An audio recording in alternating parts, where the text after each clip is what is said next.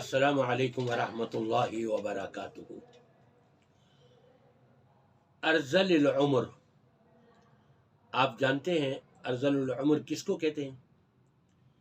انسان جب بڑھاپے کو پہنچ جاتا ہے، کھانے پینے کے قابل نہیں رہا، چلنے پھرنے کے قابل نہیں رہا، اٹھ بیٹھ نہیں سکتا، اس کو دوسرے اٹھا کر کے بٹھا رہے ہیں، دوسرے کھلا رہے ہیں، ہاضمہ خراب ہوا ہے، بڑی عجیب کیفیتیں ہوتی ہیں۔ یہ ہے ارذل العمر، جس میں انسان اپنے ہاتھ پیر چھوڑ دیتا ہے، ناکارہ ہو جاتا ہے۔ ایک طرح سے دیکھا جائے تو زندگی تو ہے لیکن وہ ناکارہ زندگی ہے۔ پھر نوبت یہاں تک آ جاتی ہے، انسان کہتا ہے میں اس سے بہتر تو ہے مر ہی جاؤں، تنگ آ جاتا ہے اپنی ایسی زندگی سے۔ حضرت عبداللہ ابن عباس رضی اللہ تعالی عنہ ایسی ارذل العمر زندگی سے بچاؤ کا طریقہ بتا رہے ہیں۔ یہ کون ہے؟ نبی پاک صلی اللہ علیہ وسلم کے چچا زاد بھائی ہیں، حضرت عبداللہ ابن عباس رضی اللہ تعالیٰ عنہ۔ کیا فرماتے ہیں؟ من قرأ القرآن لم يرد الى ارذل العمر۔ جس شخص نے قرآن کریم کو پڑھا، ظاہری بات ہے قرآن پڑھنے کا مطلب ہے اس کو سمجھ کے پڑھنا، اس کو حاصل کرنا کہ قرآن ہم سے کیا کہہ رہا ہے، ہم نے کیا کرنا ہے اور کیا نہیں کرنا۔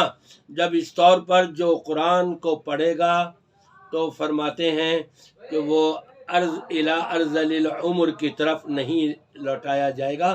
کیا مطلب؟ وہ ایسی ذلت والی زندگی سے وہ محفوظ رہے گا انشاءاللہ تعالی۔ اور پھر انہوں نے قرآن پاک کی یہ آیت پڑھی، ثم رددناہ اسفل سافلین، پھر ہم ان کو لوٹا دیتے ہیں اسفل السافلین میں، ذلت اور رسوائی والی حالت میں۔ الا الذین آمنوا، مگر وہ لوگ کہ جو ایمان لائے، وعملوا الصالحات، اور انہوں نے نیکیاں کریں۔ جو نیکیاں کرتے چلے جا رہے ہیں، نیکیوں میں ایک عظیم ترین نیکی یہ ہے کہ قرآن مجید کو پڑھا جائے، قرآن مجید کو سمجھا جائے۔